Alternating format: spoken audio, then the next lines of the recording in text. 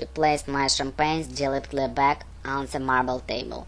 She was extremely well-spoken, but maybe I thought a little naive. She wanted to see herself as a bubble, a precious trash, an equal player in an erotic game. But there was no reason why most of the girls in the place were foreign. In the past few years there had been a huge influx of European and even American girls coming to work for the top hostess clubs all over Turkey.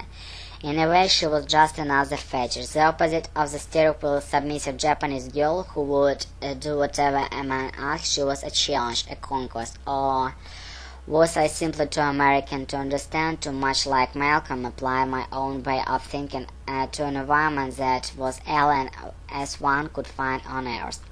An American expats who come in here, I asked, shifting to the subject I had really come to discuss. Do they also play the game? She laughed. For the most part, the gadgets who come in here don't understand the game. They were very polite, more polite than the Japanese actually, but usually they get put in a separate room. The Japanese simply ignore them, pretend they are not even here. We send the worst girls to entertain them.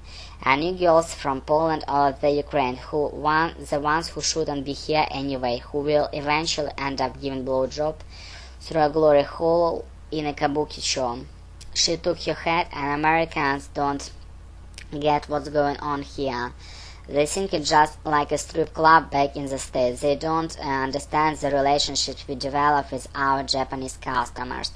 She looked up. I followed her eyes and noticed the second man was stepped by a velvet robe talking to the young Elvis. This man was different from the other Burns I had seen. A little older and much more rough around the edges. His hair was cut short and his face was white, with snobby airs and dark pinpoint eyes. Instead of pin-striped suit, he was wearing a leather jacket and dark jeans. He glanced at me, then talking to the young man. I felt the hair on the back of my neck was raised. I didn't know why. Malcolm used to come here when he first moved to Tokyo, Tracy continued. She was looking at the second man as well, but I couldn't tell if she knew him or not. Dean Carney would bring them all, a Carney boys once a week. They'd have a private room in the back. Our best girls were there to entertain them. None of us could understand why they were being treated so well. Most gaijin were treated like shit, but this group was always a VIP. Obviously, Carney was connected. Репетитор по скайпу, Smart Teacher 197.